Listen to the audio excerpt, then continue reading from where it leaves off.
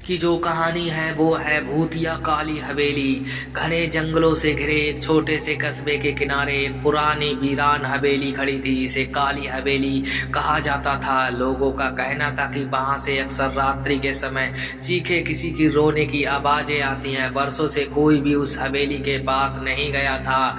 एक दिन नगर के 3 मित्र अर्जुन, सुमित और रोहन ने निश्चय किया वो इस हवेली का रहस्य जानने जाएंगे। संध्या का समय था, सूरज ढल चुका था और आसमान में काले बादल छा रहे थे। तीनों मित्र टॉर्च लेकर हवेली के विशाल लोहे के फाटक के सामने पहुंचे। हवा इतनी तेज थी कि जैसे किसी ने सांसें रोक ली हो। हवेली में जैसे ही कदम रखा, दरवाजा हल्का सा धक्का देते ही चर की आवाज के साथ खुल गया। अंदर घना अंधेरा था, दीवारों पर जाले लगे थे और महक ऐसी थी जैसे बरसों से किसी की सड़ने की बदबू यहाँ पर आ रही हो। ऊपर की मंजिल से किसी के पैरों की आवाजें सुनाई दी। सुमित कांपते हुए बोला, क्या तुमने दोनों ने कुछ सुना?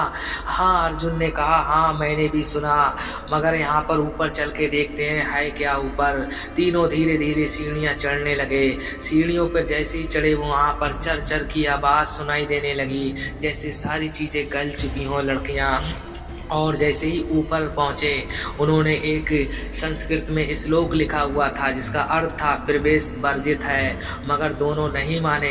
दरवाज़ा आधा खुला था। जैसे ही उन्होंने अंदर कदम रखा, कमरा अचानक लाल रोशनी से भर गया। बीचों बीच एक पुराना दर्पण रखा था और दर्पण में उनका प्रतिबिंब नहीं, किसी और का चेहरा दिखाई दे रहा था। उस चेहरे की आंखें खून जैसी लाल थीं, बाल बिखरे हुए और चेहरा विकृत यानी कि भयानक रूप में था। रोहन चीख पड़ा, ये क्या है? दर्पण में दिख रही वो परछाई हंसते हुए बोली, तुम सबने मेरी श्रापित घर को क्यों जगाया है? हवेली की आत्मा ने बताया शुरू किया, सदियों पहले इस हवेली की मालकिन राजवंशी रानी, इनका यहाँ पर श्राप विष धोखा देकर जिंदा दीवारों में चुनवा दिया था। उनका दर्द, उनका क्रोध और उनकी अधूरी आत्मा आज भी हवेली में घूमती है। जो भी इस हवेली में प्रवेश करता है, रानी विद्रोही उसका आत्मा और उसकी जान ले लेती है। परछाई धीरे धीरे दर्पण से बाहर निकलने लगी। कमरा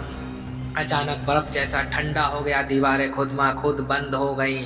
बाहर तूफान खड़ा हो गया। तीनों मित्र भय से जड़ हो गए थे। दरवाजा खुद ब खुद बंद हो गया।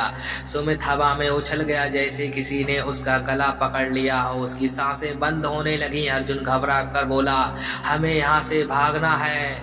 पर आत्मा की आवाज़ गूंजी, अब कोई नहीं जाएगा, तुम सब मेरी हवेली का हिस्सा बनोगे। अर्जुन ने कमरे में पड़े पुराने ग्रंथ की ओर देखा जिसमें लिखा था, सत्य और साहस से ही श्राप मिटता है। वह दर्पण सामने खड़ा हुआ और चिल्लाया, रानी आपको न्याय नहीं मिला था, मगर हम आपको न्याय से मुक्ति दिला सकते हैं। आवाजों का तूफान रुक गया। परछाई थम गई। दर्पण में तेज प्रकाश फैला और रानी विद्रोही का असली रूप प्रकट हुआ। दर्द से भरा हुआ पर अब शांत हो चुका था। और उन्होंने जब मंत्र उस ग्रंथ के पढ़े और उस रानी को मुक्ति दिला दी, तब उन तीनों को उसने छोड़ा और आज वो मुक्त हो चुकी है।